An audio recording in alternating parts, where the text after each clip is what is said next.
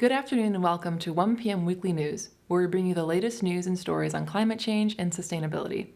I'm your host, Nicki Ruiz-Bueno, and this episode is brought to you by NextGen Clean Energy Solutions, your sustainability easy button from concept to completion.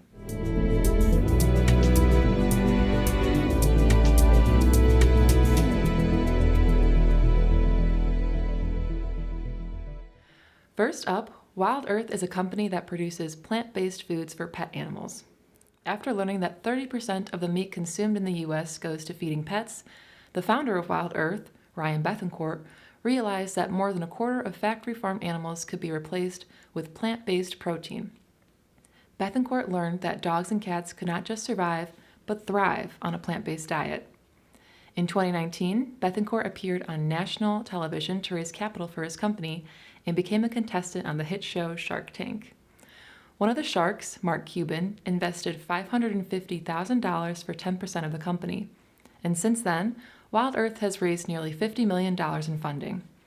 In 2022, the company announced that it was also moving into cultivated meat, or meat created from the cells of animals, which is a slaughter-free process.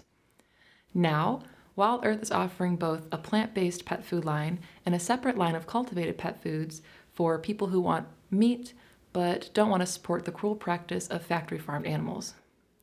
Bethencourt said, quote, "Our mission at Wild Earth is to create killer food without the killing." Next, according to a 2021 report from Greenpeace, 95% of plastic waste in the U.S. goes into landfills and incinerators. But that's about to change with artificial intelligence, or AI. Bullgraph, the world's largest builder of recycling plants, is teaming up with AI startup Grey Parrot to retrofit thousands of recycling facilities around the world with computers that can identify every item that passes through the waste plant. Lokendra Powell, a professor of sustainable materials engineering at North Carolina State University, said, "Today's technology cannot really detect all the contamination that's coming in with those plastics. But if you know what contaminants are coming, there's a better chance you'll be able to process it and get a cleaner product."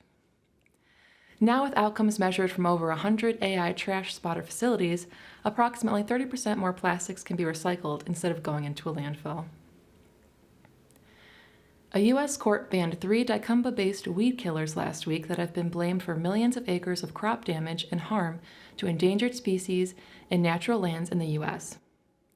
Introduced to American agriculture in 1967, dicamba-based weed killer particles can be turned from a liquid into a gas just days after the herbicide is applied, effectively causing damage to the broader landscape and becoming windblown in areas beyond its application.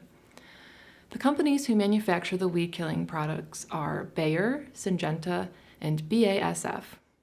George Kimbrell, legal director of the Center for Food Safety, said, quote, "Time and time again, the evidence has shown that dicamba cannot be used without causing massive and unprecedented harm to farms as well as endangering plants and pollinators." In 2020, these same weed-killing products were banned by a federal court, but months later the Trump administration reapproved the products. Now, a federal judge in Arizona is saying that the EPA made a critical mistake in reapproving the weed killers because the agency did not post for public comment by farmers and conservation groups. Documents filed in the lawsuit show that the EPA was in a rush to approve dicamba in 2020, with scientists complaining that they did not have enough time to do a proper analysis. The Environmental Protection Agency has introduced a new air pollution rule that could prevent thousands of premature deaths.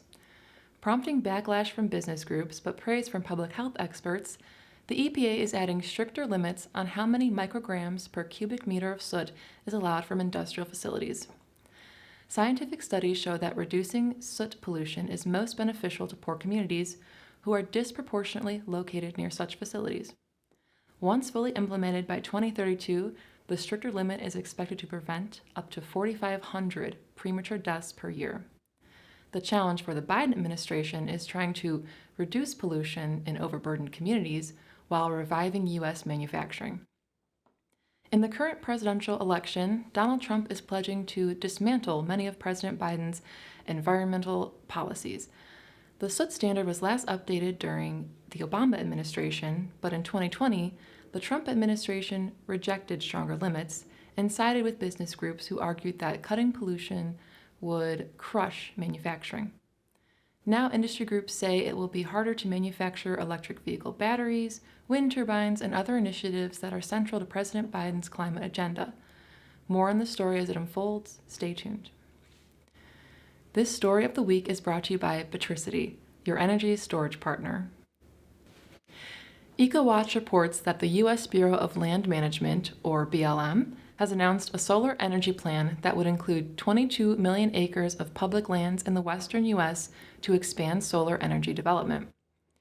This would be an expansion of the original 2012 solar plan that included Colorado, Arizona, California, Nevada, Utah, and New Mexico to now include the states of Oregon, Washington, Montana, Idaho, and Wyoming. BLM Director Tracy Stone Manning said, quote, "Our public lands are playing a crucial role in the clean energy transition.